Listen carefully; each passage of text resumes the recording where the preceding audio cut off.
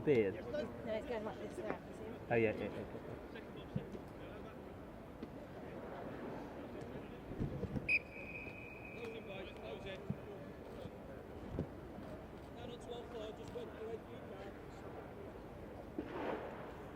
The white boots. Yeah. Yes. And the guy next to him in the yellow boots for me to get someone right now.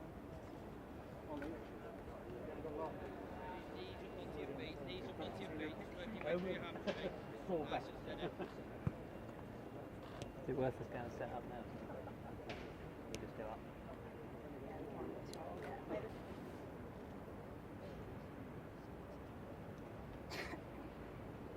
Change legs when you're happy.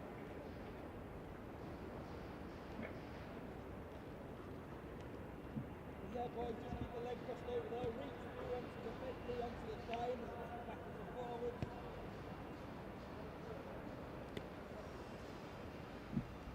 Change leg.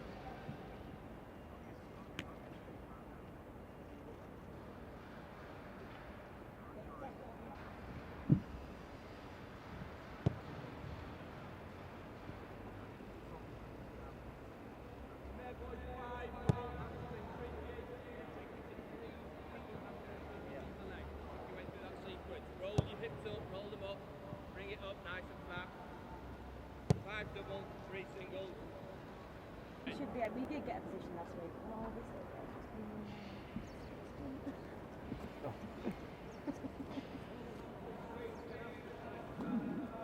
Right, Travis, you've got 2 minutes.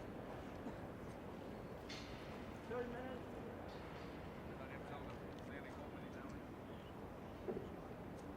Now just make your way down onto the try line, please.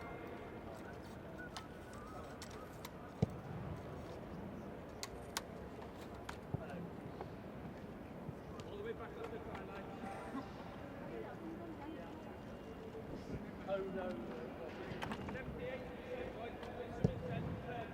out to the 5 metre line, back to the halfway line, just open your stride out to the 22. Give it 10, step it up, open the stride out.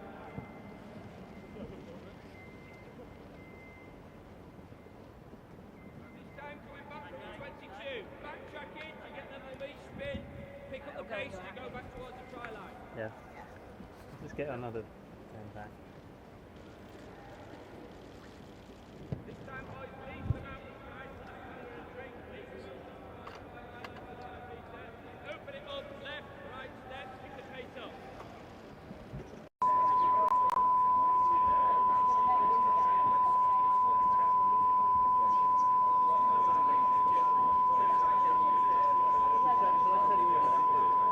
This is the programme feed from the press conference at Twickenham.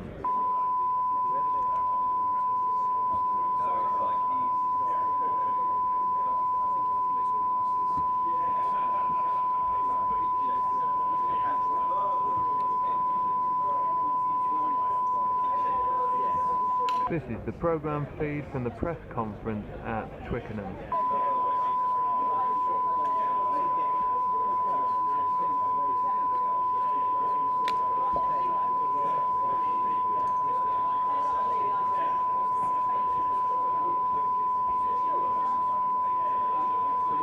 This is the programme feed from the press conference at Twickenham.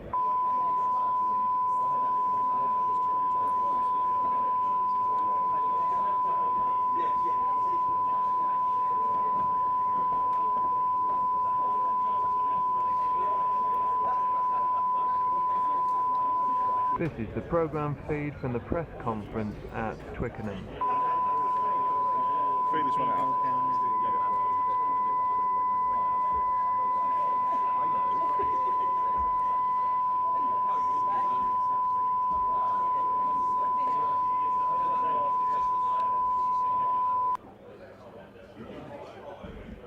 When's the... So have England done their press yet? No. Just trying. Just next second bit on this. I've got no idea where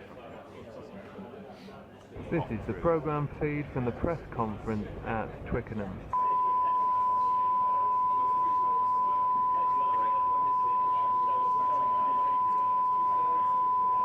Hi. Is it up and running?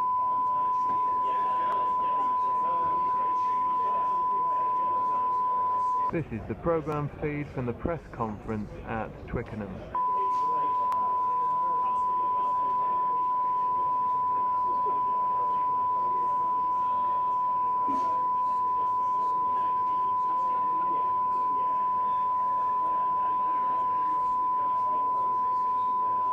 This is the programme feed from the press conference at Twickenham.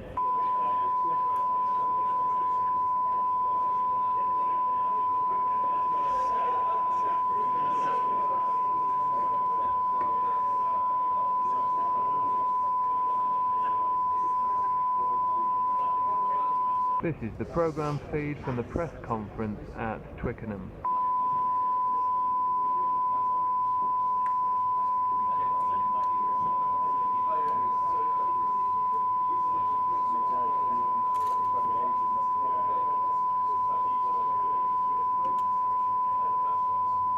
This is the programme feed from the press conference at Twickenham.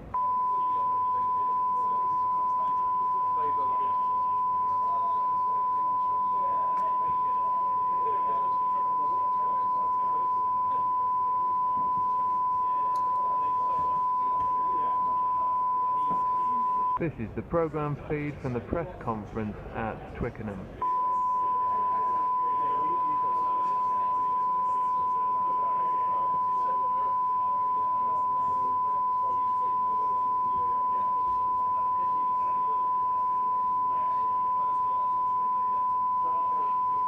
This is the programme feed from the press conference at Twickenham.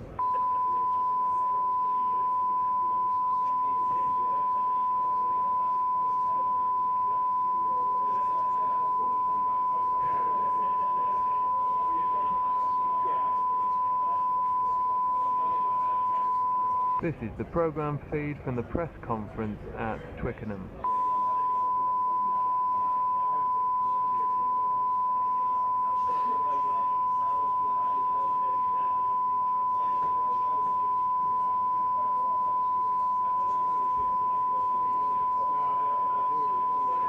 This is the programme feed from the press conference at Twickenham.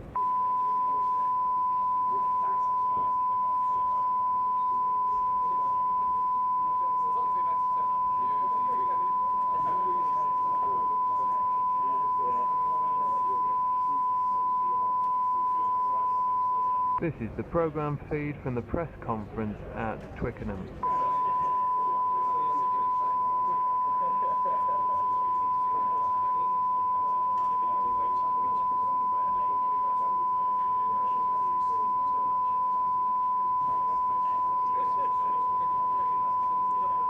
This is the programme feed from the press conference at Twickenham.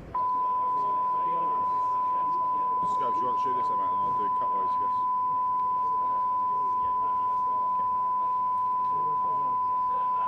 Alright, mate. 6 minutes. This is the programme feed from the press conference at Twickenham. Wearing odd numbers, so like the cops are wearing like 14, 15. I know the main ones.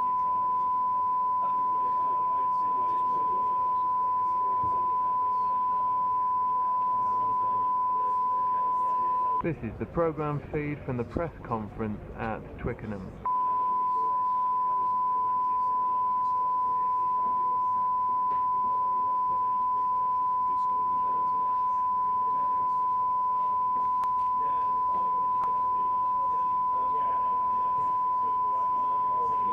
This is the programme feed from the press conference at Twickenham.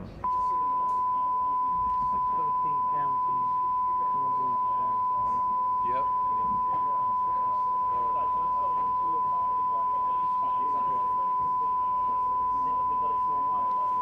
When we're fed, I've done all stuff and This is the programme feed from the press conference at Twickenham. I'll give you the card back.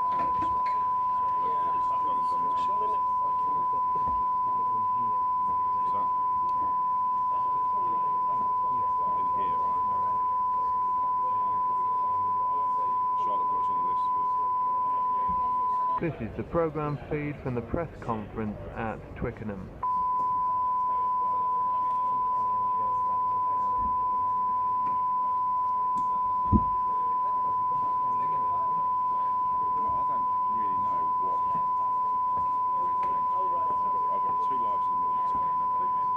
This is the programme feed from the press conference at Twickenham. Yeah, I always get credited, I've never. But it's not a sitter, isn't it? I guess it's post-match. Yeah. We're not doing post-match, we've got to feed the post-match back. So the BBC are doing what we did last week. Now we feed it. This is the programme feed from the press conference at Twickenham.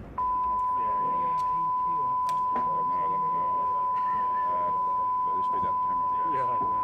I guess we're here in case something happens. Surely there's a replacement for you at West. Yeah, there is, yeah, but they still. So if one of us does cover, one does us. This is the programme feed from the press conference at Twickenham. We won't be able to feed it. It's why I was sensitive to the 8,000 people.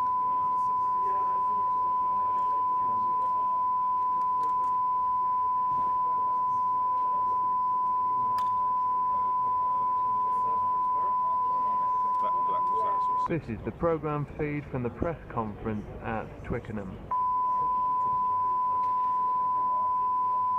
Right, yeah. I mean, that's always a nightmare, that match.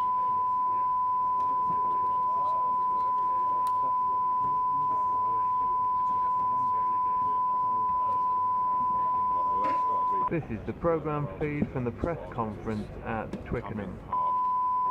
Let's get the train home at 11. Train back in. I'll tell you about it.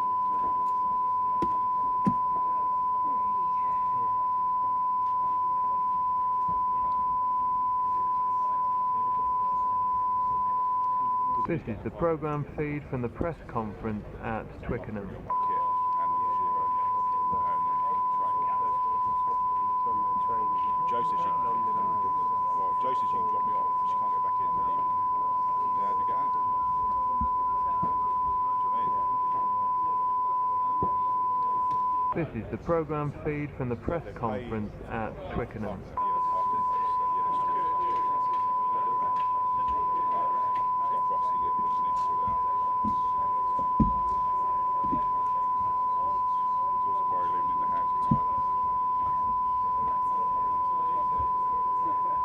This is the programme feed from the press conference at Twickenham.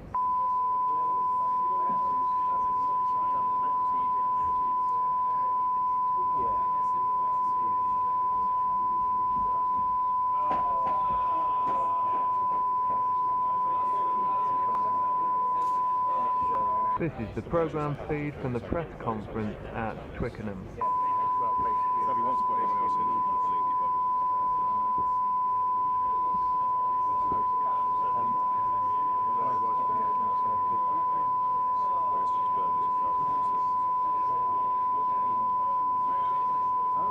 This is the programme feed from the press conference at Twickenham.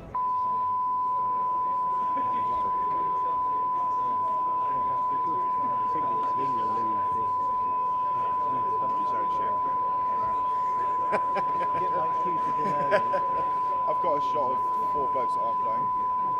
This is the programme feed from the press conference at There's a Twickenham. lock-off, one lock-off shot. I only remember the training. Go. Make Let's contact do it, with let's do it, let's do it. But no, I don't think.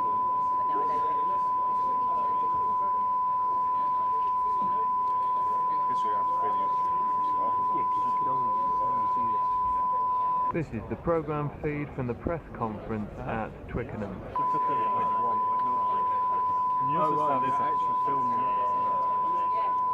À la base, je voudrais quand même poser une question là, sur la rivalité entre les deux, mais aussi la rivalité entre le prince. This is the programme feed from the press conference at Twickenham.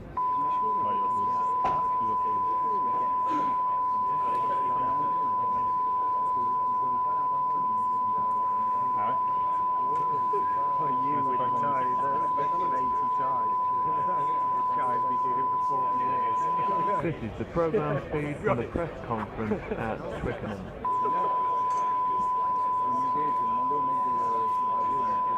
Il est où?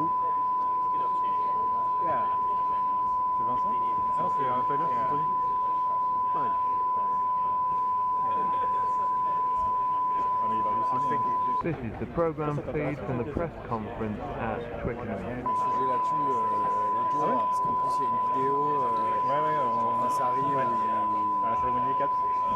Non, en 2007, je crois qu'ils avaient fait une vidéo humoristique avec Johnny Wilkinson où il était le gardien de la Coupe du Monde. This is the program feed from the press conference at Qui Twickenham. gagne en 2003 Ah, le gardien, d'accord, ok. Avec Harry et William? et Wilkinson. Ah oui, non, mais pour le côté Harry, c'est bien. Et ça, tu l'as trouvé cette vidéo? Elle est sur un papier du Télégraphe hier. J'ai le lien.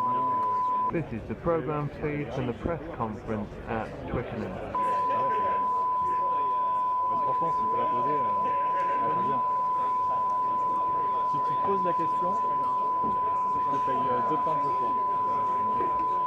Sur la rivalité. This is the program feed from the press conference at Twickenham.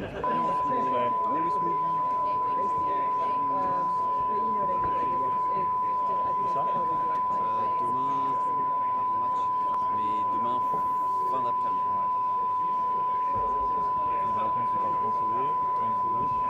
This is the program feed from the press conference at Twickenham. Et c'est au stade? C'est à la fan zone de Richmond. You got your English shots there as well. Et les 2 suivants, c'est ici, après le match. À la limite, ça aurait été pas mal de faire un truc avec Phil Jones This is the program feed from the press conference at Twickenham. Ça peut se proposer. Comment tu veux la poser la Faut question? pas tarder, hein. It's going to be a great fight on the field between the two teams, but also in the royal stance between Harry and Richard. Did Harry told you something about that? Where's for his brother? This is the program feed from the press conference at Twickenham.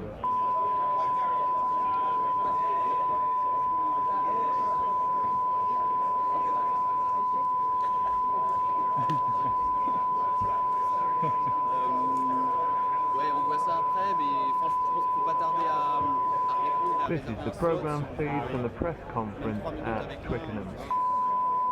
À la limite, on peut. Il y a qui? Gareth Thomas?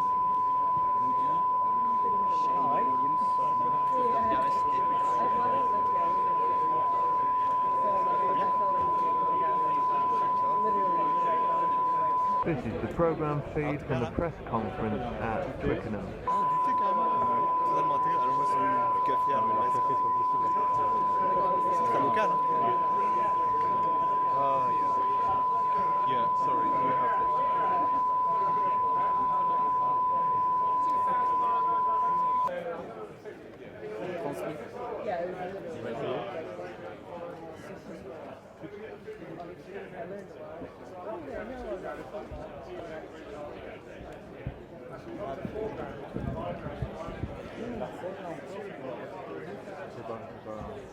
Tout à l'heure ça marchait bien.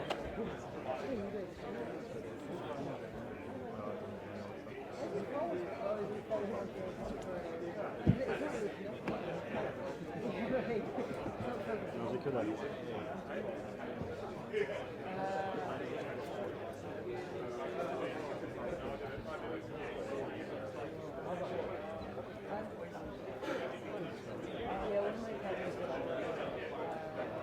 On n'est pas à plat, non? On n'est pas plat en fait, finalement. Quand je fais ma bulle, ouais, ça c'est relou. À Gloucester, toute la salle est comme ça. Par contre, si vous pouvez pas resto de sang. Tu peux pas lui demander là?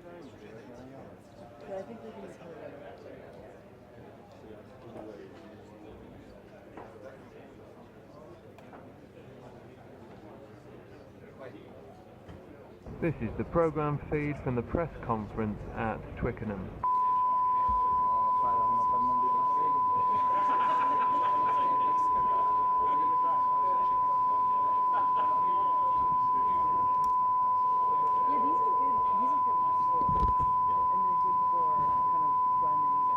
This is the program feed from the press conference at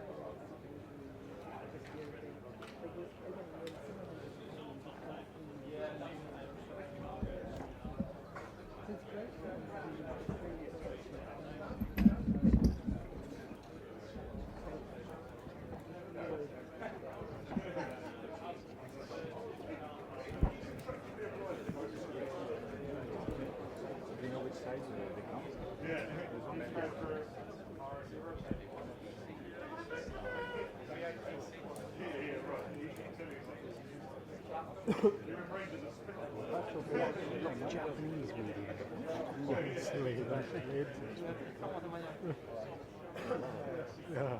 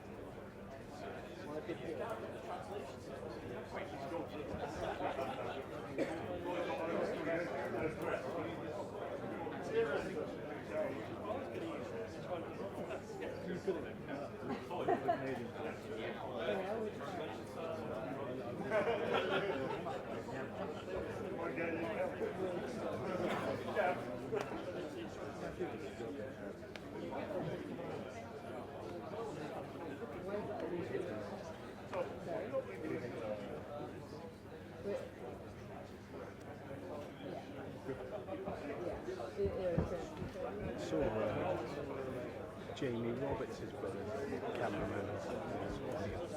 Yeah, working at work.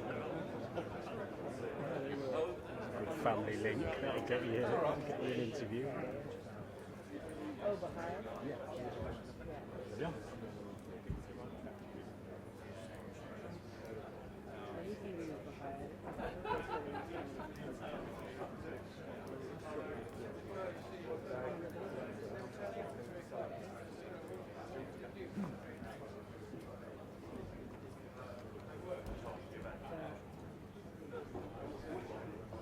What's happening?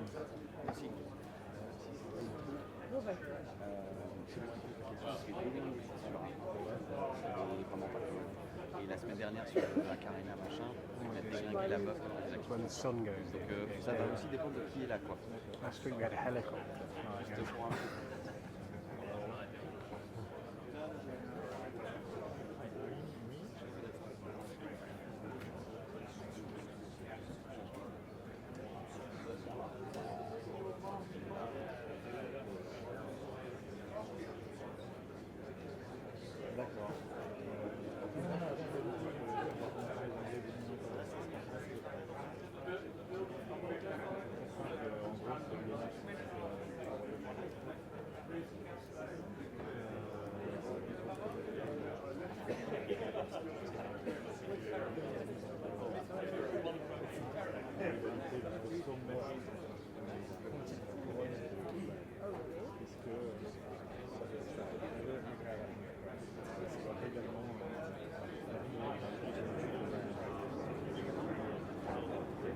Et en fait, peut-être, je finis sur ça, en fait. Mais je termine sur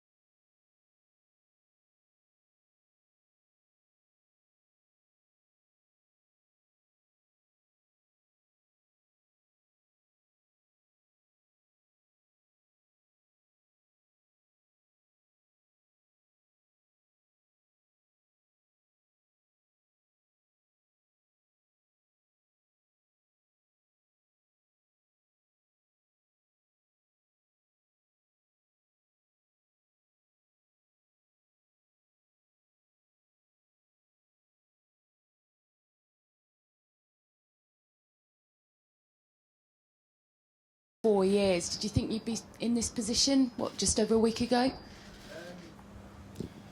I didn't really think like that. All I was trying to do was to do my best for the team. That's what we've been doing all summer. Try and push each other as much as we can and try and be the best players that we can be. And that's what I try and do every week. So it is what it is, and I'm thankful I've got this opportunity. Were you surprised by the reaction? What reaction? Of George being dropped and you starting? Whose reaction? Well, if you pick up most newspapers or listen don't to the pick up TV or no. just around the camp, you can't have escaped the fact that people have questioned the decision to drop George Ford and start with you. Yeah. No, I mean, people can say what they want. It's the people that inside the camp that count to me. The people around me. External factors don't matter to us. We go into the game looking forward to it, and it's obviously a massive challenge, and everybody's excited about it. What have people in the camp said to you then? What have they said to me? Yeah. Nothing. Congratulations, maybe, for starting? Yeah, a couple, yeah. Did George congratulate you? No, we've just been exactly the same. We've been absolutely normal. Graham, I know that... Hi, Gail. Hello.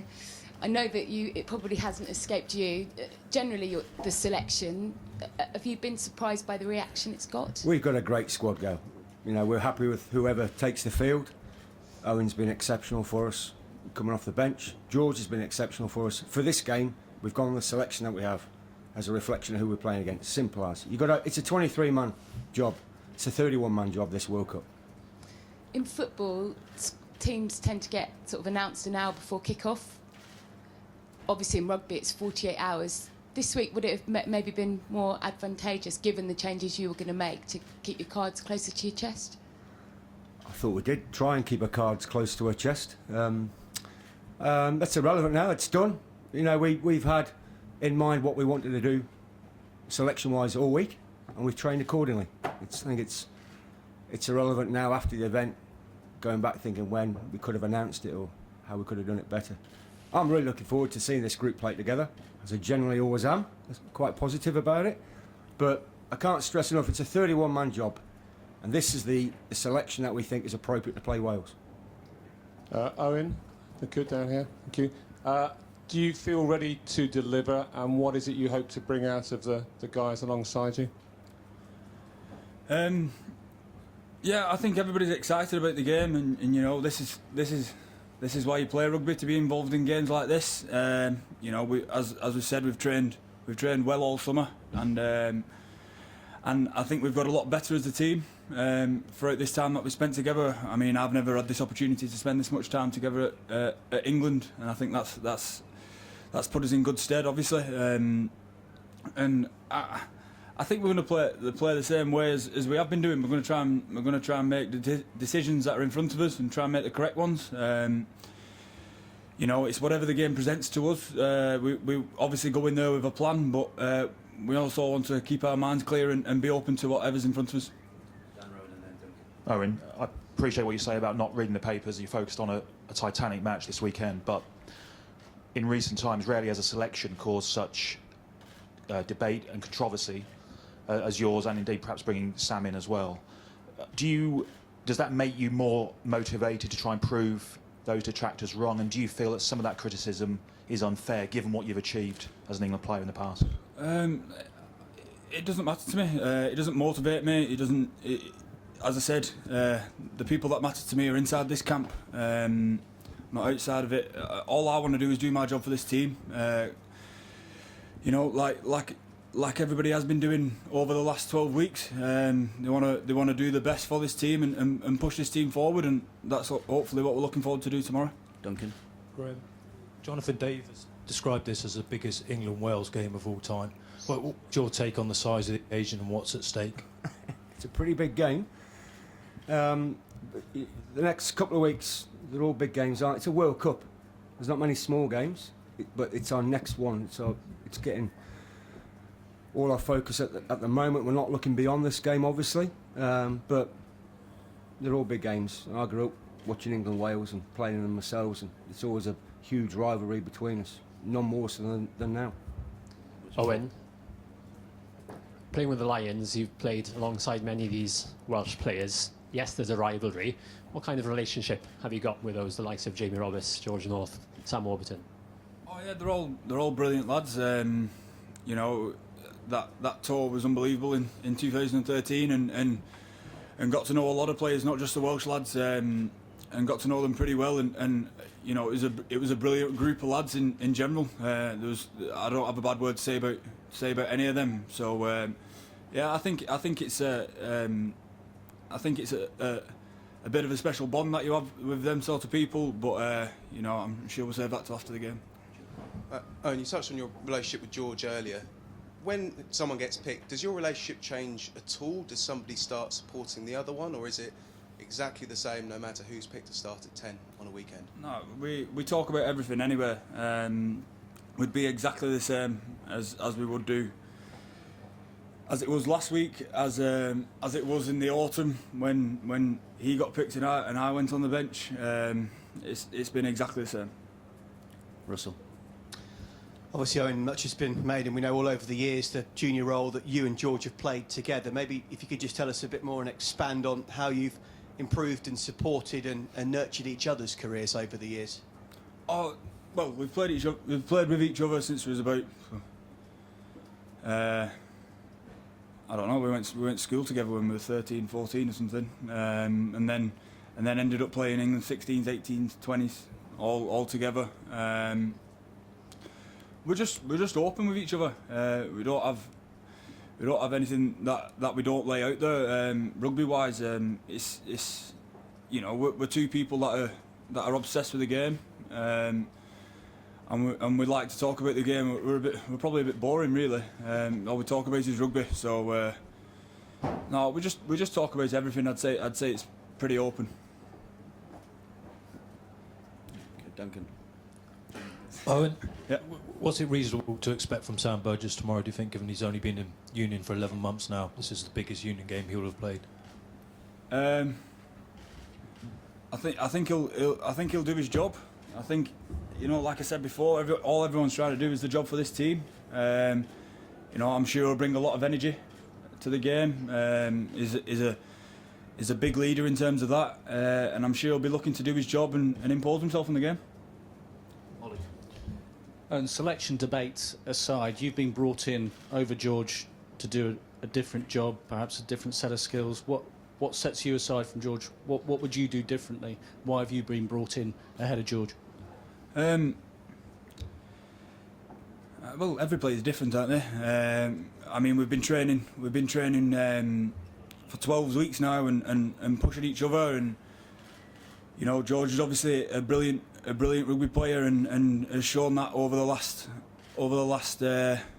you know, Six Nations and the course of this year. I'm just looking to come in and do what I do well and bring what I can do to this game, and hopefully read the game as well as I can and try and do the right things throughout. Which is what different from George? I guess what makes you a different player to George for this game? All sorts of things. We're not the same player, are we? Do you want our tactics? Our game plan? Gareth. Graham.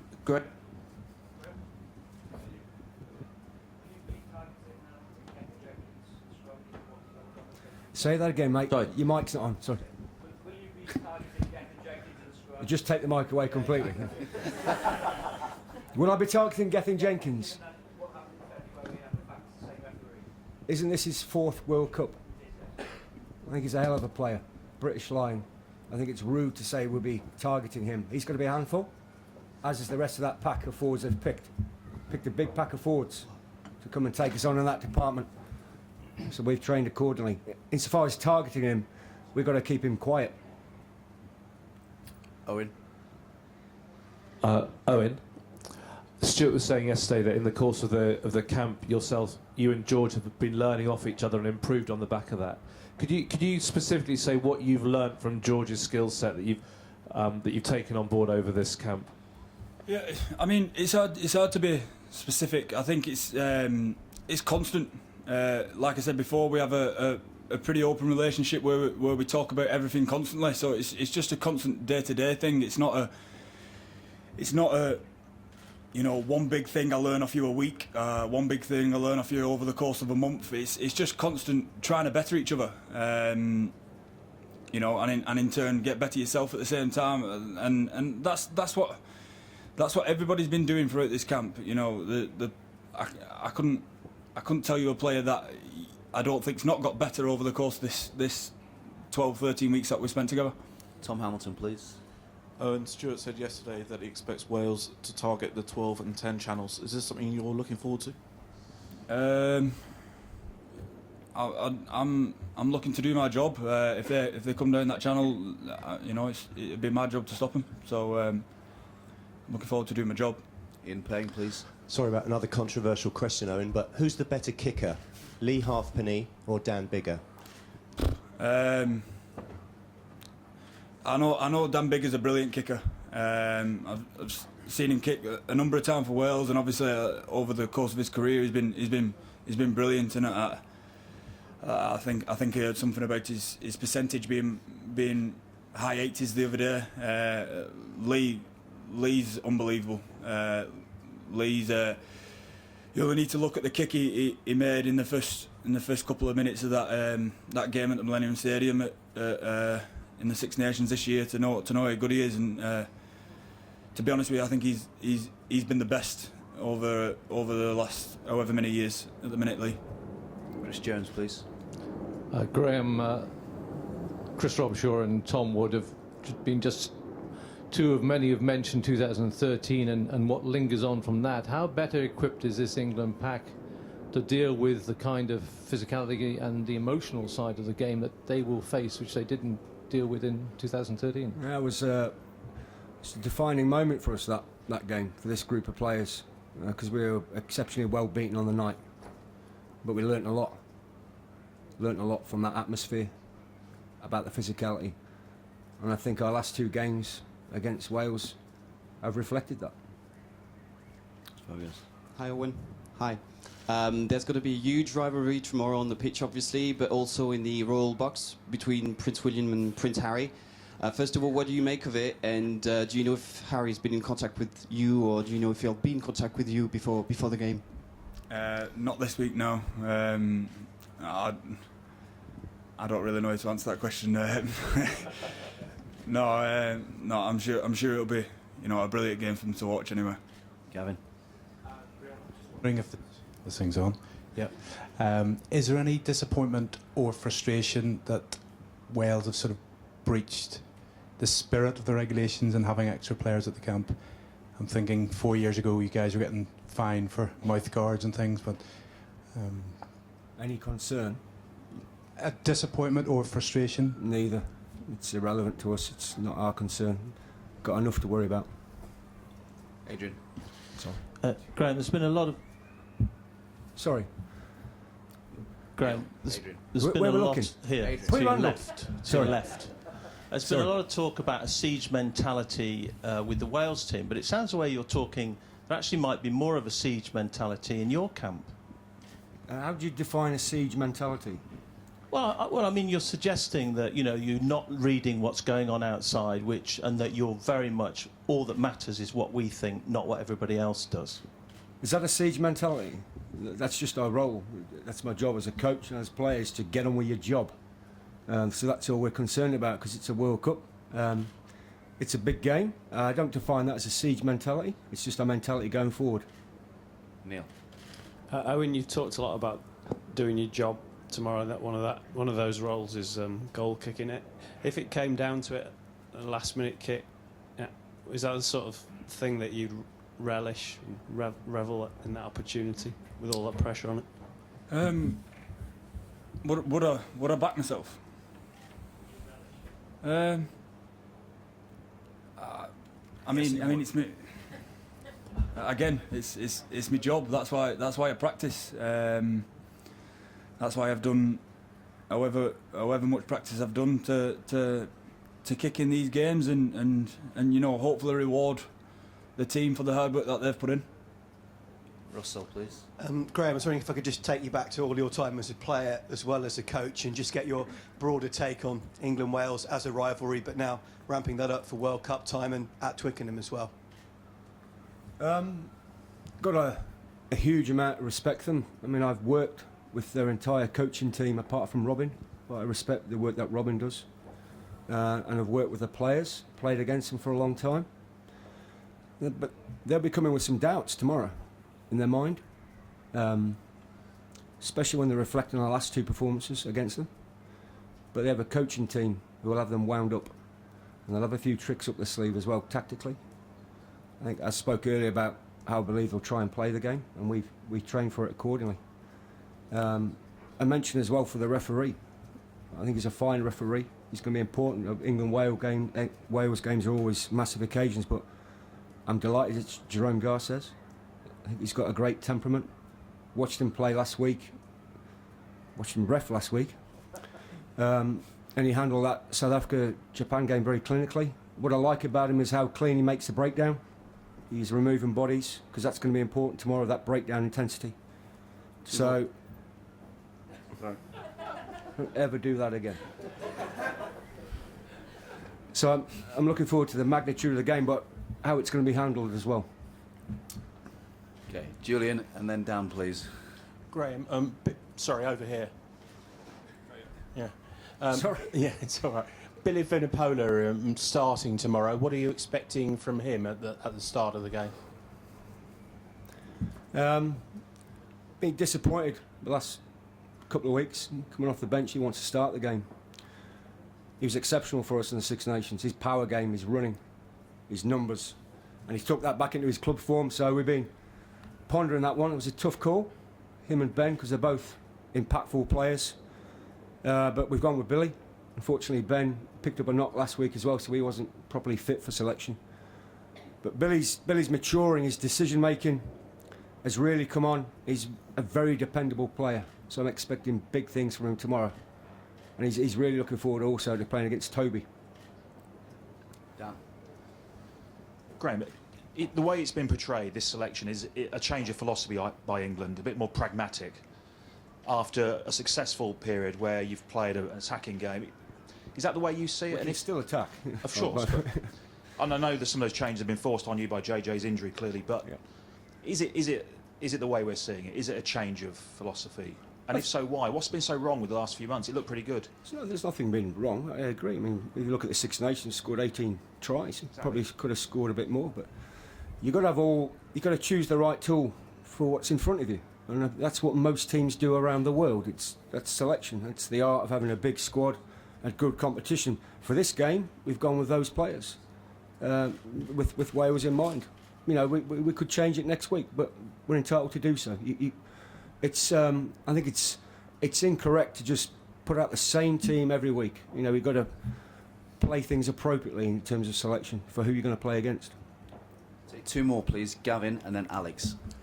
Graham, not necessarily your area of expertise, but Mike Brown, I'm just like your comments on it, just how important he is to the side, his mentality, and you know, just in terms of, say, the Fiji performance, he seemed to take the game by the scruff of the neck. How important is Mike Brown to this England side? Magic Mike. I thought he was exceptional last week. He's dependable.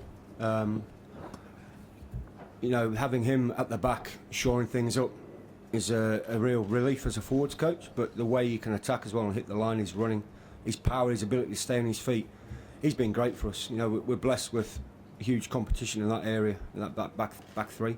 My significant work on for him has always been to smile more.